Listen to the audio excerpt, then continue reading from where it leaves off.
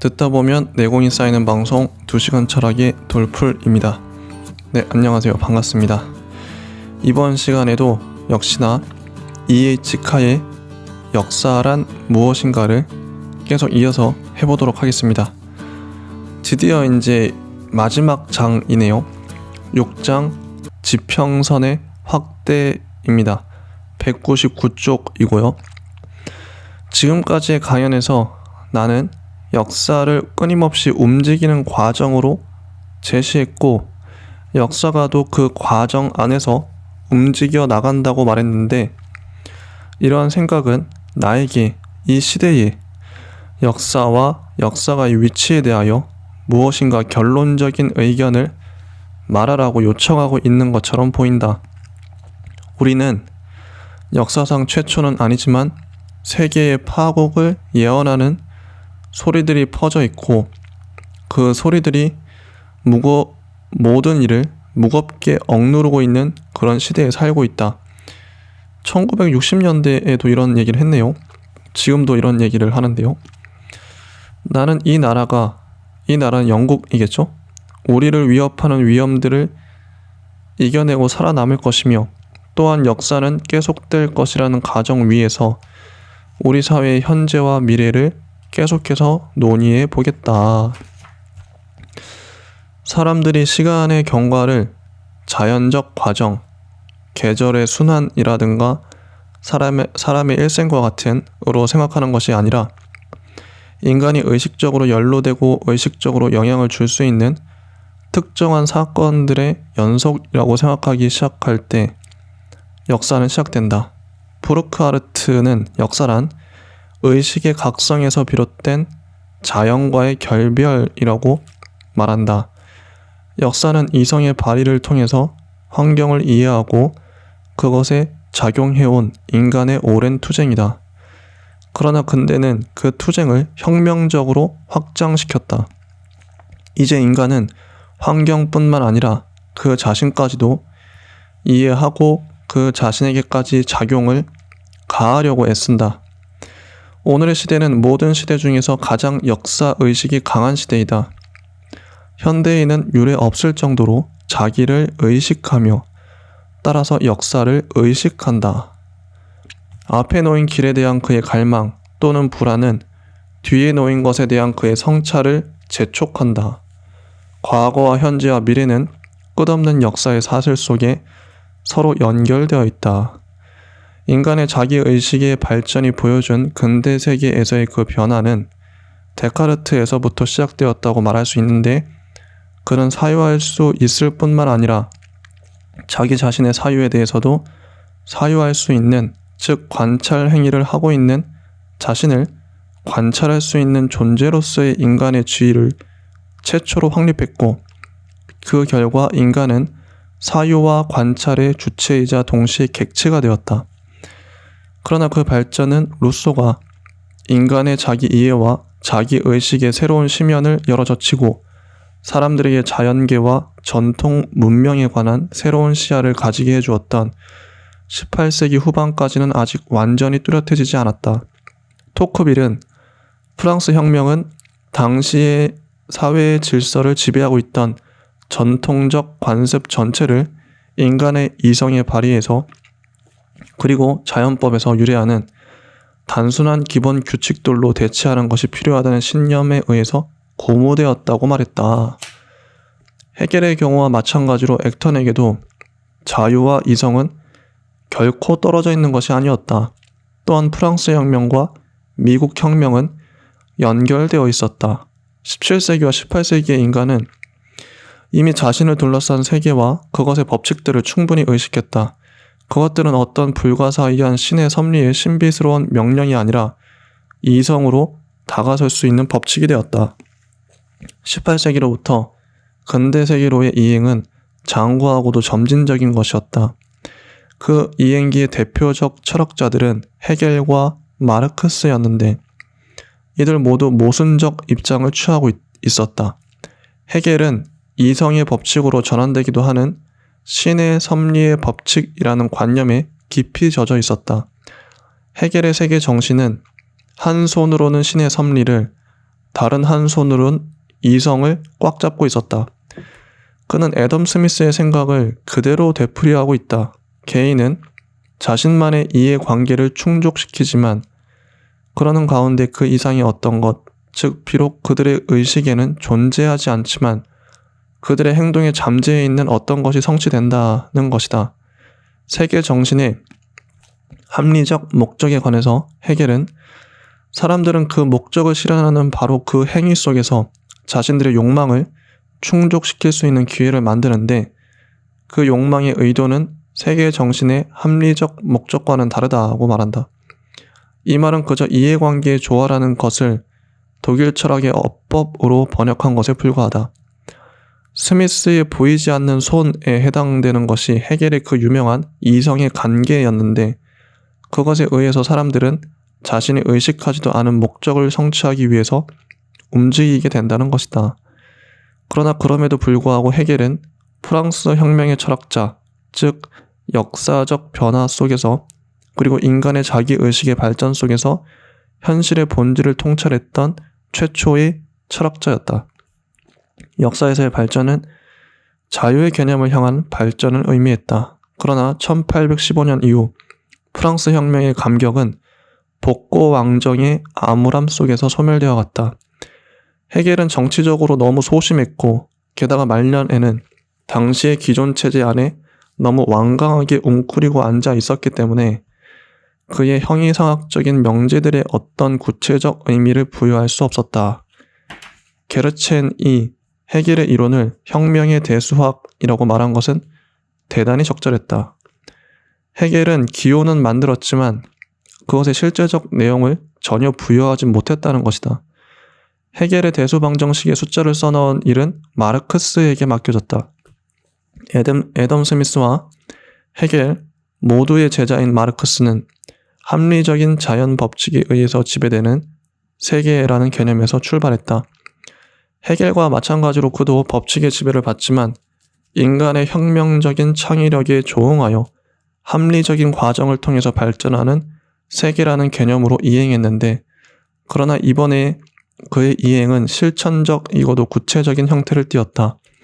마르크스의 견해를 최종적으로 종합해보면 역사란 서로 분리될 수 없는 하나의 일관된 합리적인 전체를 구성하는 다음과 같은 세 가지의 것을 의미했다. 객관적이고 주로 경제적인 법칙에 일치하는 사건의 운동, 그것에 조응하면서 변증법적 과정을 통해서 이루어지는 사유의 발전, 그리고 그것에 조응하면서 혁명의 이론과 실천을 일치시키고 결합시키는 계급투쟁 형태의 행동. 마르크스가 제시하고 있는 것은 객관적 법칙과 그 법칙을 실천으로 전환시키는 의식적 행동의 종합, 즉 때때로 결정론이라고 부르기도 하는 것과 주의주의라고 부르기도 하는 것의 종합이다. 마르크스는 지금까지 인간이 의식하지 못한 채 복종해온 법칙들에 관해서 끊임없이 이야기한다. 그는 자본주의 경제와 자본주의 사회에 얽매인 사람들의 이른바 허위의식이라는 것을 여러 차례 상기시켰다. 생산과 유통의 담당자들이 생각하고 있는 생산의 법칙에 관한 개념은 실제 법칙과는 크게 다를 것이라는 것이다. 그러나 마르크스의 저술 속에서는 의식적인 혁명적 행동을 요구하고 있는 눈에 띄는 사례들이 발견된다. 포이어버에 관한 그 유명한 태제는 철학자들은 세계를 다르게 해석해 왔을 뿐이다. 그러나 문제는 그것을 변혁시키는 일이다 라고 말한다. 공산당 선언은 프롤레타리아트는 그 정치적 지배권을 이용하여 부르주아로부터 모든 자본을 차례로 빼앗을 것이며 모든 생산수단을 국가의 수중에 집중시킬 것이다 라고 공언했다. 그리고 루이 보나파르트의 브리메르 18일에서 마르크스는 한 세기나 되는 과정을 통해서 모든 전통적인 관념들을 타파하고 있는 지적인 자기의식을 이야기했다. 프롤레타리아트야말로 자본주의 사회의 허위의식을 타파하고 무계급 사회의 진정한 의식을 가져다 주리라는 것이었다. 그러나 1848년에 혁명들의 실패는 마르크스가 활동하기 시작했을 무렵만 해도 곧 이루어질 것 같았던 발전에 대해서 심각하고도 극적인 좌절을 안겨주었다. 번영과 안정이 여전히 우세한 분위기 속에서 19세기 후반이 지나갔다. 현대사 시대로의 이행은 20세기로 넘어와서야 비로소 완결되었는데 이 시대의 이성의 1차적 기능은 이제 사회 속의 인간의 행위를 지배하는 객관적 법칙을 이해하는 것이 아니라 의식적 행위를 통해서 사회와 사회를 구성하는 개인을 개조하는 것이 되었다. 마르크스에게서 계급은 비록 정확하게 규정된 적은 없지만 대체로 경제적 분석에 의해서 확정되는 객관적 개념으로 남아있다.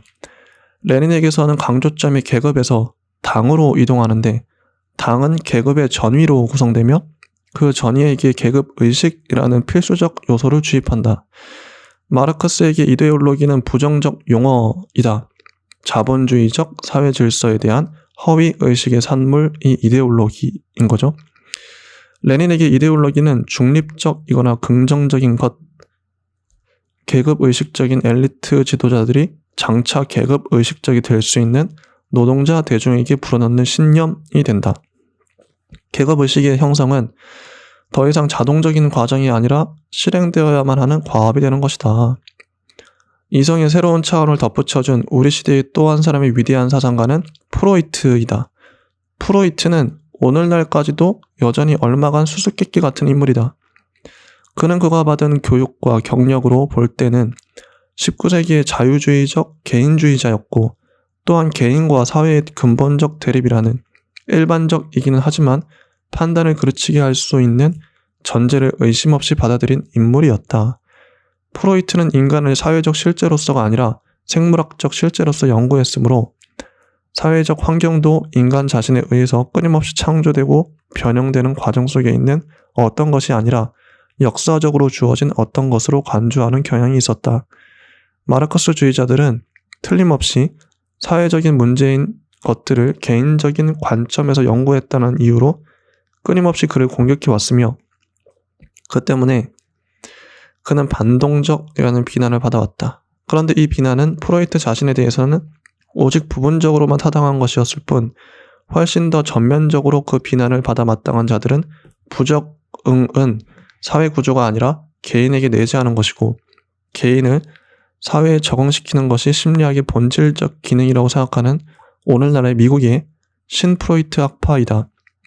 프로이트에 대한 또 하나의 통속적 비난, 즉 그가 인간 사회에서의 비합리적인 것의 역할을 확대시켰다는 비난은 완전히 잘못된 것으로서 그 비난은 비합리적인 요소를 인정하는 것과 숭배하는 것을 혼동하는 데에서 비롯된다. 오늘날 비합리적인 것에 대한 숭배가 주로 이성의 성취물과 잠재력을 평가절하하는 형태로 영어 사용권 세계에 존재한다는 것은 불행하게도 사실이다.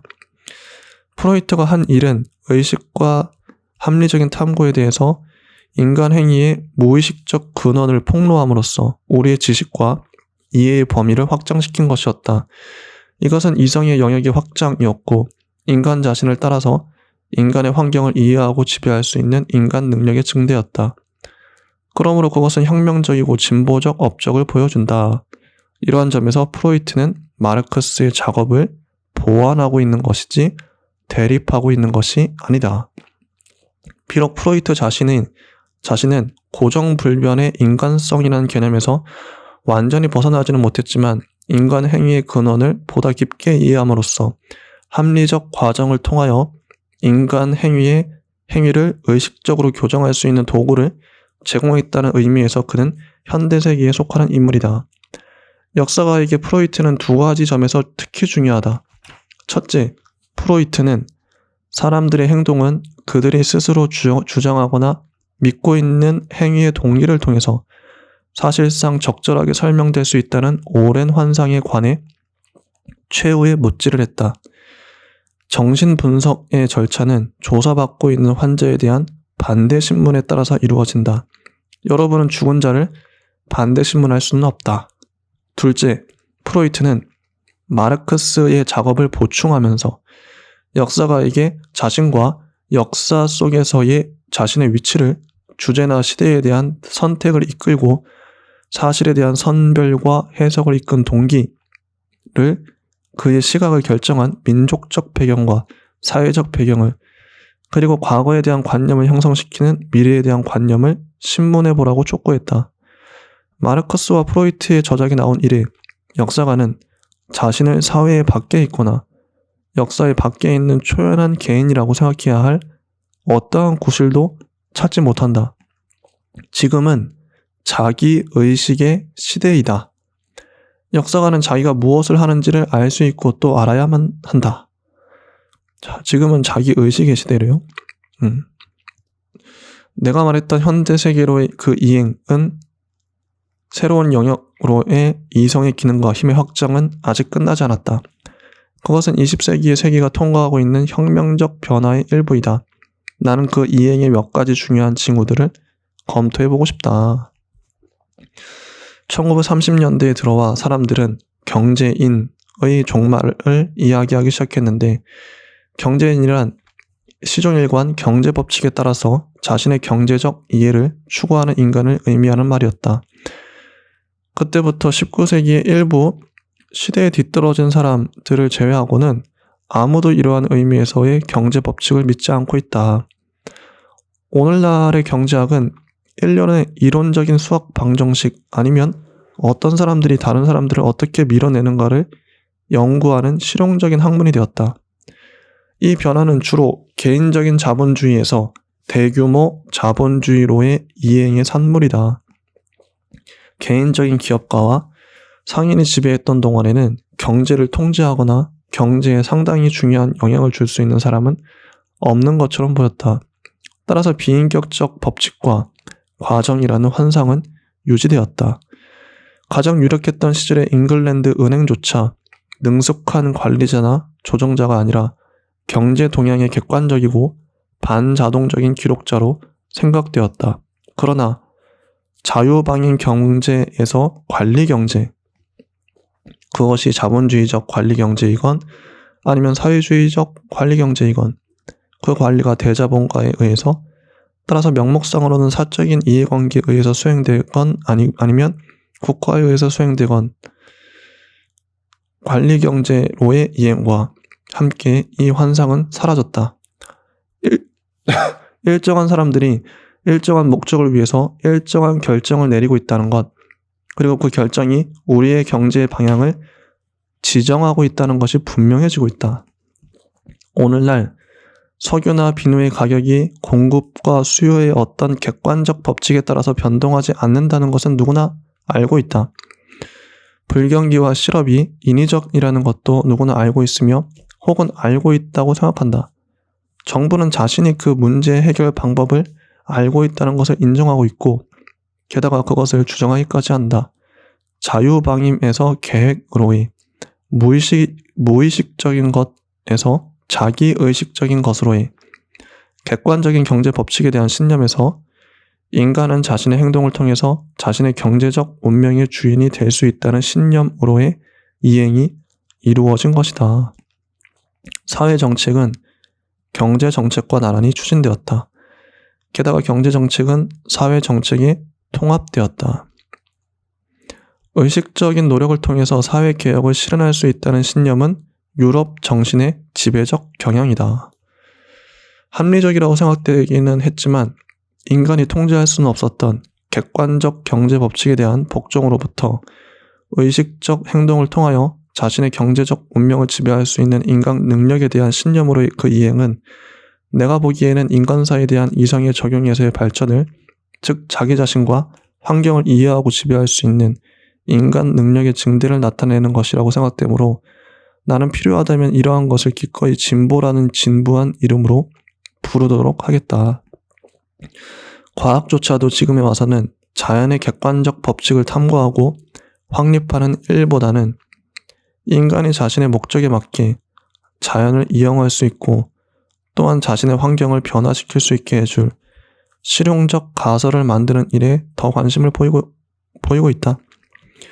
이보다 더 중요한 것은 인간이 이성의 의식적인 발휘를 통해서 자신의 환경뿐만 아니라 자기 자신마저도 변화시키기 시작했다는 점이다. 아마도 이러한 변화들 중에서 가장 중요한 것은 설득과 교육의 근대적 방법이 발전하고 이용되면서 이루어진 변화일 것이다. 오늘날 모든 분야의 교육자들은 특정한 형의 사회를 형성하는 데 기여하는 일과 성장하는 세대에게 그러한 형태의 사회에 적합한 태도, 충성심, 견해를 가르치는 일에 더욱더 의식적으로 관심을 쏟고 있다. 교육 정책은 합리적으로 계획된 모든 사회 정책의 필수적 부분이다. 이성이 사회 속의 인간에게 적용될 때 이제 그것의 주요한 기능은 단순히 탐구하는 것이 아니라 변혁하는 것이 된다. 그리고 인간에게는 합리적 과정을 적용함으로써 자신의 사회적, 경제적, 정치적 문제들을 더 잘 처리할 수 있는 능력이 있다는 의식이 고양된 것은 내가 보기에는 20세기 혁명의 주요한 측면들 중에 하나로 생각된다. 이러한 이성의 확장은 내가 지난번 강연에서 개별화라고 불렀던 과정, 문명의 발전에 따른 개인의 기술과 직업과 기회의 다양화의 단지 일부일 뿐이다. 아마도 산업혁명의 가장 광범한 사회적 결과는 사유할 수 있게 된, 즉 자신들의 이성을 이용할 수 있게 된 사람들의 수가 점차 증가했다는 점일 것이다. 넘어가서 214쪽. 생산의 합리화는 훨씬 더 중요한 어떤 것, 인간의 합리화를 의미한다. 오늘날 세계의 도처에서 원시적 인간이 복잡한 기계의 사용법을 배우고 있으며 그렇게 하는 가운데 사유하는 것을, 즉 자신들의 이성을 이용하는 것을 배우고 있다. 여러분은 당연히 사회혁명이라고 부르겠지만 나로서는 지금 이야기하는 맥락 속에서 이성의 확장이라고 부르고 싶은 그 혁명은 이제 막 시작되고 있을 뿐이다. 그 혁명은 최근의 한 세대 동안의 엄청난 기술적 발전에 뒤질세라 엄청난 속도로 발전하고 있다. 내게는 이것도 우리의 20세기 혁명의 주요한 측면들 중의 하나로 생각된다. 개별화의 증대가 통일성과 획일성을 향한 사회적 압력의 어떤 약화를 의미하는 것은 아니라고 지적했다. 이것은 사실 우리가 살고 있는 복잡한 근대사회의 역설들 중의 하나이다. 교육은 개인의 능력과 기회의 확장을 촉진시키고 따라서 개별화를 증대시키는 필수적이고도 강력한 하나의 도구이지만 동시에 이익 집단의 손아귀 안에서는 사회적 획일성을 촉진하는 강력한 도구가 되기도 한다. 방송과 텔레비전은 더 책임이 있어야 한다는, 혹은 언론은 더 책임이 있어야 한다는 호소들이 자주 들리는데 그 호소가 우선 겨냥하는 것은 쉽게 비난할 수 있는 어떤 부정적 현상이다. 그러나 그것들은 이내 강력한 대중 설득의 도구를 이용하여 바람직한 취향과 의견을 주입하라는 호소로 바뀐다. 이성은 단순한 조사를 위해서 활용되는 것이 아니라 무언가를 만들기 위해서 활용되며 정적으로 활용되는 것이 아니라 동적으로 활용된다.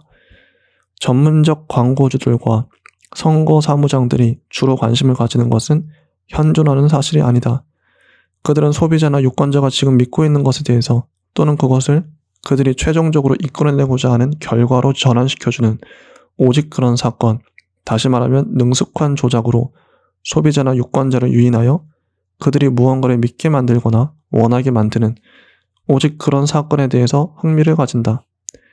게다가 그들은 대중심리에 대한 연구를 통해서 자신들의 견해를 안전하게 받아들이게 할 수 있는 가장 신속한 방법이 소비자나 유권자의 기질 속에 있는 비이성적 요소에 호소하는 것임을 알고 있으며, 그래서 우리는 전문 기업이나 정당 지도부의 엘리트들이 이전보다 훨씬 고도로 발전된 합리적 방법으로 대중의 비합리주의를 파악하고 이용하여 목적을 달성하는 광경을 마주대하게 되는 것이다. 호소가 주로 이성을 향하는 것은 아니다.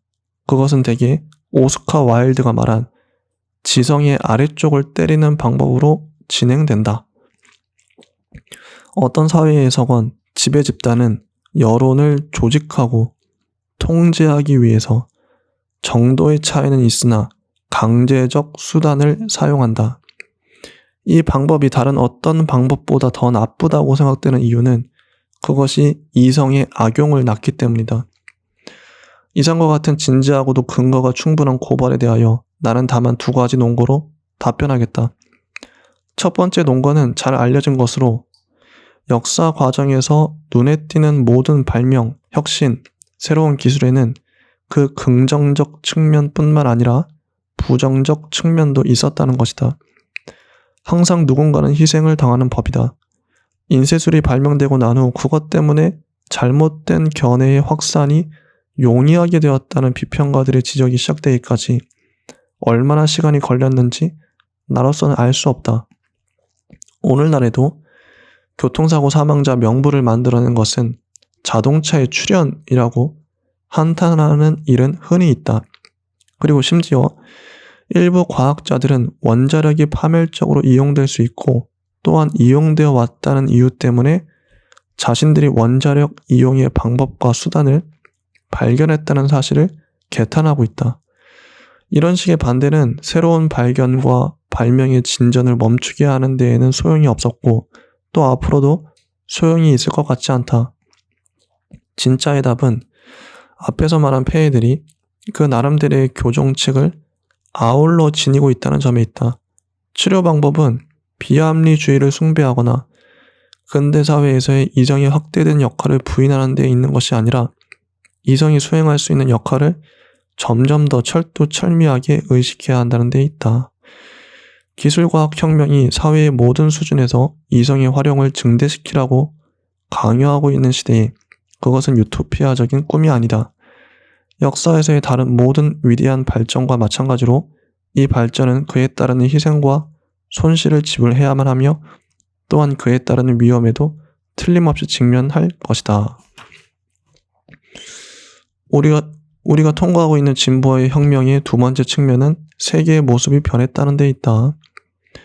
20세기 혁명이 이룬 변화는 16세기 이래의 어떤 변화보다 훨씬 더 광범한 것이다. 16세기로부터 약 400여 년이 지난 후 세계의 중심은 완전히 서유럽을 떠났다. 서유럽은 멀리 떨어져 있는 영어 사용권 지역들과 함께 북미 대륙의 속령이 되었거나 아니면 미국에게 발전소와 관제탑의 역할을 모두 맡기고 있는 하나의 국가군이 되어버렸다고 해도 좋을 것이다. 오늘날 세계의 문제를 조율하는 것은 동유럽과 아시아 그리고 아프리카에까지 뻗어있는 거대한 땅덩어리라고 생각된다. 1789년과 1848년의 프랑스 혁명은 유럽에서 그 모방자들을 발견했다. 1905년의 제1차 러시아 혁명은 유럽에서는 아무런 반향도 일으키지 못했으나 아시아에서는 모방자들을 발견했다. 그 혁명 이후 몇 년 사이에 페르시아에서, 터키에서, 중국에서 혁명이 발생한 것이다. 제1차 세계대전은 엄밀하게 말하자면 세계대전이 아니라 유럽이라는 하나의 실체가 존재한다고 가정한다면 세계적인 규모의 결과를 낳은 유럽의 내전이었다. 그 결과에는 다수의 아시아 국가들의 산업 발전과 중국에서의 반회세 감정과 인도의 민족주의가 촉진되었다는 것, 그리고 아랍 민족주의가 탄생했다는 것 등이 포함된다. 1917년 러시아 혁명은 그 이상의 결정적 충격을 가했다. 여기에서 의미심장한 것은 그 혁명의 지도자들은 유럽에서 모방자들이 나타나기를 끈질기게 기다렸으나 허사였고 결국 아시아에서 그 모방자들을 발견했다는 사실이다. 변하지 않는 곳이 된 쪽은 유럽이었고 움직이고 있었던 쪽은 아시아였다. 그렇죠? 그렇습니다. 나를 불안케 하고 걱정스럽게 만들고 있는 것은 아시아와 아프리카에서의 진보의 행군이 아니라 이 나라의 다른 나라도 마찬가지겠지만 지배 집단들이 보여주고 있는 경향, 즉 그러한 발전에 대하여 못 본 채 하거나 이해하지 못하겠다는 눈초리를 보낸다든가 그것에 대하여 불신에 가득 찬 채 경멸하거나 상냥하게 겸손을 떨거나 하는 자세 사이에서 동요하는 태도를 보인다든가 또는 과거를 향한 무기력한 향수에 몸을 돌려 빠져들려는 그 경향이다. 내가 말한 우리의 20세기 혁명에서의 이성의 확대라는 것은 역사가에게는 특별히 중요하다. 왜냐하면 이성의 확대는 본질적으로 지금까지 역사의 밖에 있던 집단과 계급, 인민과 대륙이 역사 안으로 들어오게 되는 것을 의미하기 때문이다. 첫 번째 강연에서 나는 종교라는 안경을 통해서 중세사회를 보려는 중세사가들의 경향은 그들이 다루는 자료의 배타적 성격에서 비롯되는 것이라고 말했다. 나는 이 설명을 좀 더 계속하고 싶다. 기독교 교회는 중세의 유일한 이성적 기관이었다는 말들을 하는데 나는 그것이 어느 정도 과장되어 있기는 하더라도 정확한 표현이라고 생각한다. 교회는 유일한 이성적 기관이었기 때문에 유일한 역사적 기관이었다. 교회만이 역사가가 이해할 수 있는 합리적 발전 과정에 속했다. 세속사회는 교회에 의해서 형성되고 조직되었기 때문에 자체의 합리적 삶을 가지지 못했다. 인민대중은 선사시대 사람들처럼 역사가 아닌 자연에 속했다.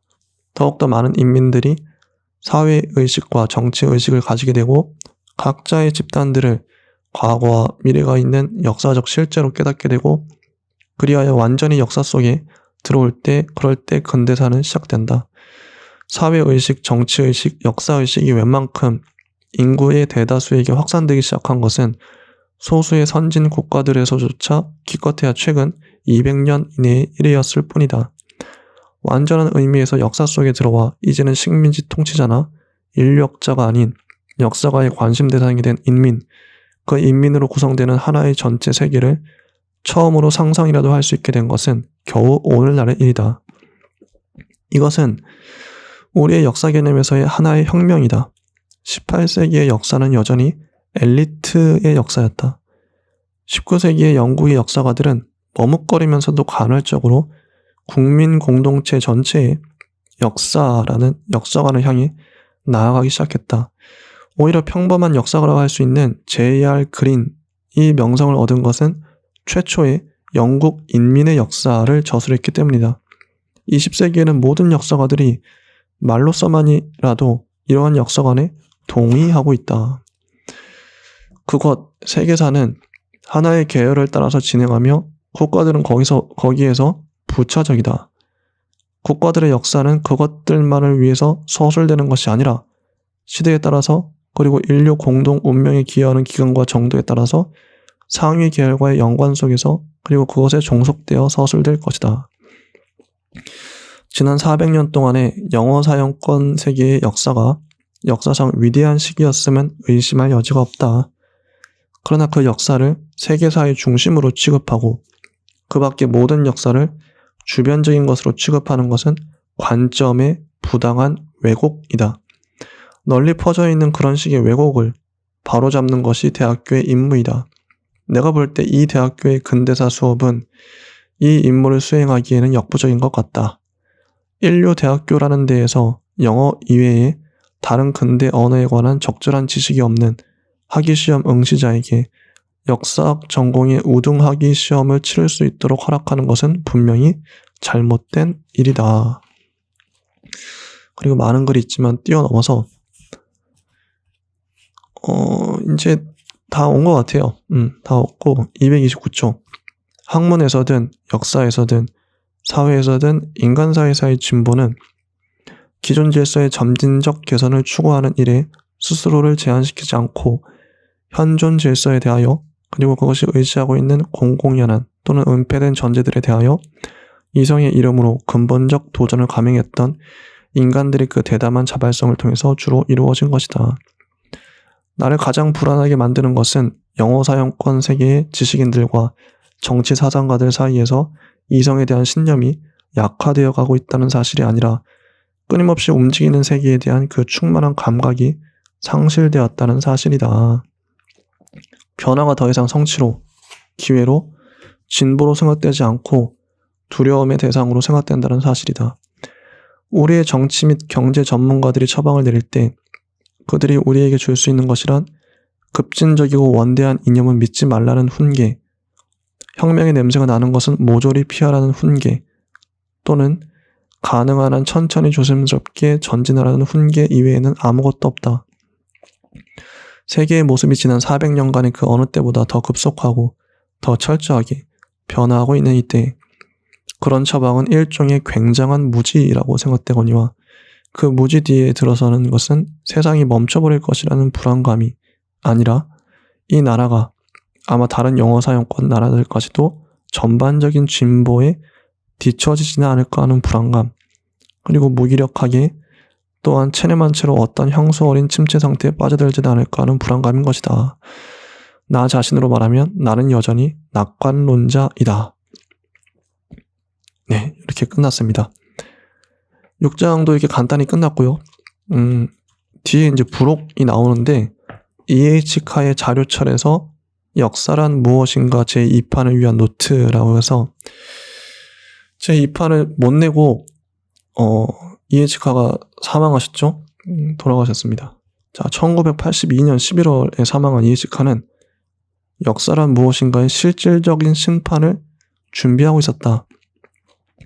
1961년에 초판이 출간된 이후 20년 동안은 인류의 진보가 가로막힌 시기였으나 거기에 굴하지 않고 칸은 제2판의 서문에서 비록 낙관적인 것은 아니더라도 어쨌든 미래에 대한 보다 건전하고 보다 균형 잡힌 전망을 내세우려는 것이 새로운 작업의 의도였음을 천명하고 있다. 그 서문만이 겨우 쓰여졌을 뿐이다. 그러나 한 개의 커다란 상자 속에 담겨져 있는 카의 문서들 중에는 봉투 하나에 가득 차 있는 1961년판에 대한 서평이나 편지들과 함께 역사 일반, 인과관계 결정론 진보, 문학과 예술, 혁명론과 폭력론, 러시아 혁명, 마르크스주의와 역사, 마르크스주의의 미래 등의 표제가 붙은 6장의 커다란 갈색 접지들이 포함되어 있다. 그는 분명히 제2판을 마무리하기에 앞서 상당히 많은 작업을 할 생각이었다. 뭐 이런 식으로 글이 나오는데요. 요거는 뭐 특별히 읽지는 않고 이제 넘어가도록 하겠습니다. 어쨌든 다 읽었어요. 이 책을. 야, 이게 이렇게 오랫동안 이 책을 할지 전혀 예상을 못했습니다. 이 책이 너무 생각보다 어렵고 생각보다 시간이 많이 걸리네요. 3주에 걸쳐서 6개의 에피소드에 걸쳐서 이 책을 가볍게 하고 넘어가려고 했는데 어쩌다 보니 읽게 됐습니다. 근데 역사 공부를 본격적으로 시작하기에 앞서서 역사란 무엇인가 좀 정리를 하고 싶었는데 이 책이 지금도 머릿속에서 잘 정리가 안 되네요. 이분이 이에즈카가 글을 워낙 난해하게 쓰시는 바람에 좀 어려웠습니다. 어쨌든 다음 주부터는 본격적으로 역사 공부를 시작하도록 하겠습니다. 기대해 주세요. 네, 감사합니다.